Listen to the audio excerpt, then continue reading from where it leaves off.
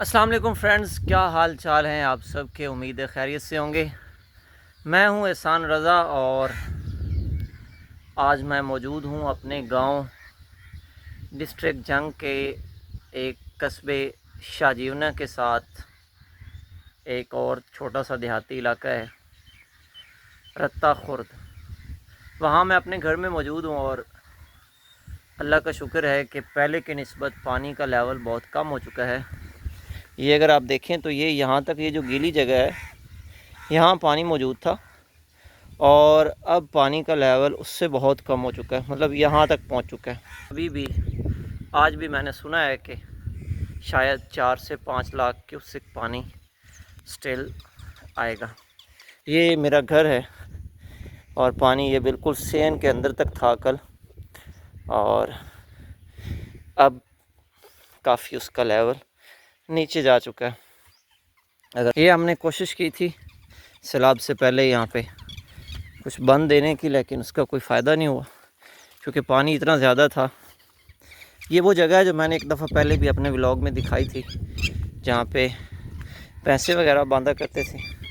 یہ ایون اگر آپ دیکھیں تو یہ تقریباً 1.5 سے 2 فٹ اونچائی پہ ہم نے اس کا بند چڑھایا تھا تاکہ پانی اندر انٹر نہ ہو، لیکن اس کے باوجود بھی اس 1.5-2 فٹ کو کراس کرتا ہوا پانی یہ اندر تک گیا گھر کے اندر۔ اور یہاں پہ حالت یہ ہے کہ یہ تقریباً آدھے سے زیادہ میں ڈوبا ہوا ہوں۔ یہ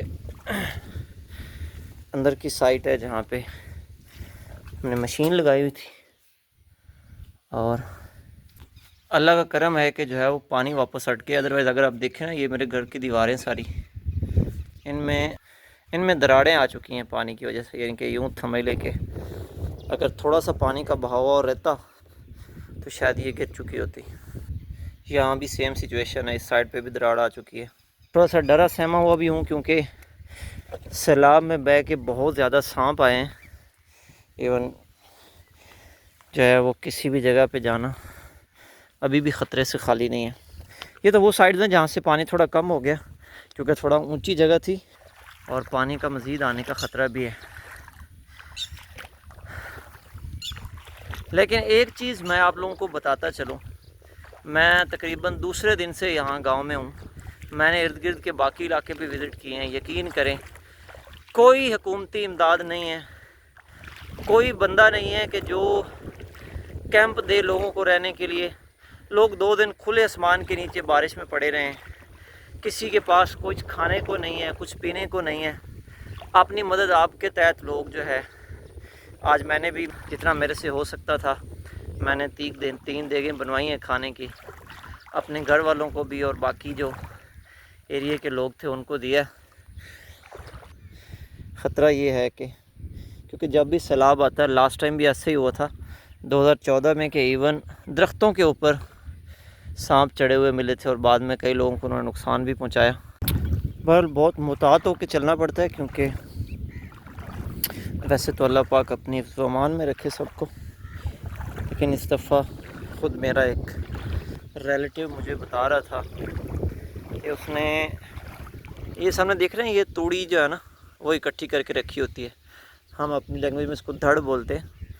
تو انہوں نے جو اپنا توڑی کا ایسے ڈھیر بنایا ہوا تھا، دھڑ یعنی کہ، تو اس کے اوپر انہوں نے کافی بڑا سانپ دیکھا ہے۔ یعنی میں ایگزیجریٹ نہیں کر رہا، جو مجھے انہوں نے بتایا ہے آلموسٹ کہ یوں سمجھ لے کہ اس کا جو سر ہے نا وہ ایک چھوٹے بکرے کے سر کے جتنا اس کا سر تھا، اور کافی بڑا سانپ تھا۔ وہ کافی دیر ان کے جو ہے نا اس کے اوپر بیٹھا رہا ہے، لیکن زیادہ کبھی چانسز یہ ہوتے ہیں کہ جب پانی نکل جاتا ہے تو دریا کے ساتھ ساتھ وہ بھی بہہ جاتے ہیں آگے، جو اس طرح کے ہوتے ہیں۔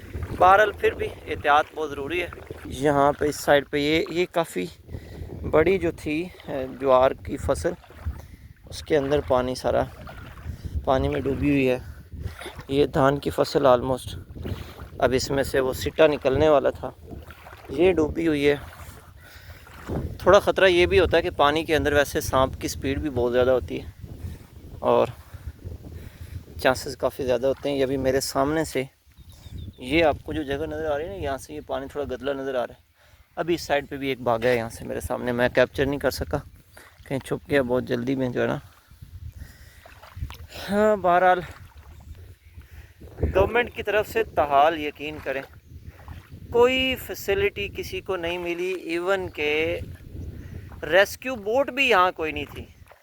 آج تو پانی کم ہے اور میں جو اب یہ ولاگ ریکارڈ کر رہا ہوں، کل پانی بہت زیادہ تھا اور مجھے گھر والوں نے ادھر آنے نہیں دیا، لیکن کوئی گورنمنٹ کی طرف سے تھوڑا سا بھی کوئی سپورٹ نہیں کیا گیا کہیں پہ بھی، اور اگر کیا بھی جائے گا تو میں تو واضح بات کرتا ہوں کہ ہمارے جو یہاں پہ ایم پی اے یا ایم این اے جو سردار حضرات ہیں، اگر ان کو وہ ایڈ دی جائے گی تو سمجھیں وہ کھا گئے۔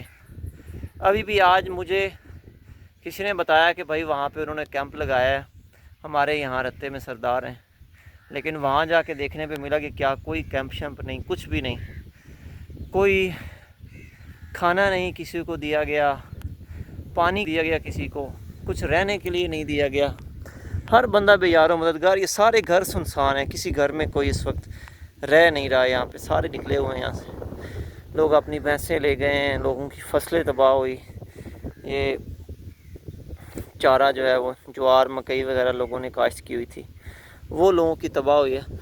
میں نے کچھ زیادہ ہی جو ہے نا وہ آج پنگا لے لیا۔ یہ جس سائڈ پہ میں جا رہا ہوں ادھر ایک تو پانی کا لیول زیادہ ہے، کافی زیادہ ہے، کئی جگہوں پہ تو ایون یوں سمجھ لے کہ پانی میری ہائٹ سے بھی زیادہ ہے، اور کیونکہ پانی زیادہ ہے تو اس لیے اس طرف جو ہے وہ زیادہ خدشہ خطرہ ہوتا ہے سانپوں وغیرہ کا۔ پھر میں جوتا پہن کے چل بھی نہیں سکتا کیونکہ جوتا میرا پھنس جاتا ہے میں جہاں جاتا ہوں، تو جوتا بھی اتارنا پڑتا ہے۔ سانپ جہاں نظر آئے ہیں تقریباً کچھ لوگوں کو، مجھے ایک دو ویڈیو بھی بنا کے بھیجی ہیں تو اس نے،